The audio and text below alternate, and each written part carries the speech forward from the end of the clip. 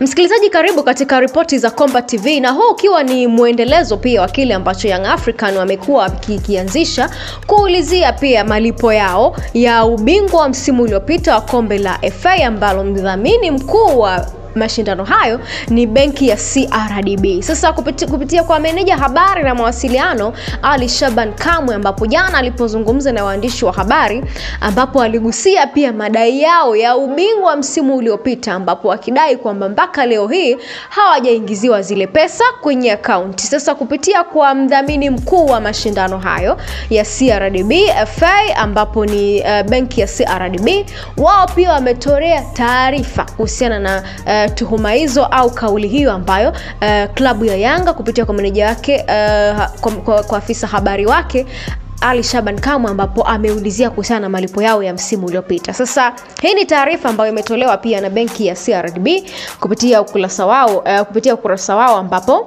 taarifa hiyo inasomeka hivi: taarifa kwa umma. Benki ya CRDB inapenda kutoa ufafanuzi wa madai yaliyotolewa na msemaji wa klabu ya Yanga katika mkutano wake na wanahabari uliofanyika tarehe 9 mwezi Juni 2025 katika makao makuu ya klabu hiyo. Katika mkutano huo, msemaji wa klabu hiyo alinukuliwa akitoa taarifa kwa shirikisho la mpira wa miguu Tanzania TFF na kwetu kama mdhamini mkuu wa mashindano ya kombe la shirikisho la benki ya CRDB kuwa klabu ya Yanga haitocheza fainali za mashindano hayo msimu huu kama hawatolipwa fedha za ubingwa wa msimu uliopita.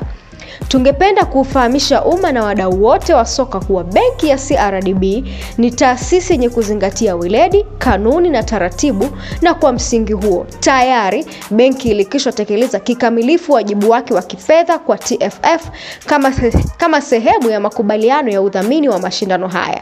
Malipo yote ya msimu uliopita yalifanyika kwa TFF kwa mujibu wa mkataba baina ya benki ya CRDB na TFF.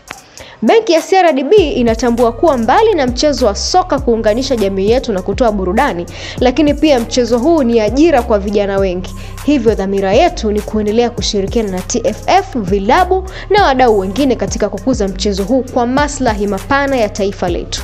Imetolewa na idara ya mawasiliano na uhusiano kwa umma, benki ya CRDB, Juni 10 mwaka huu 2025.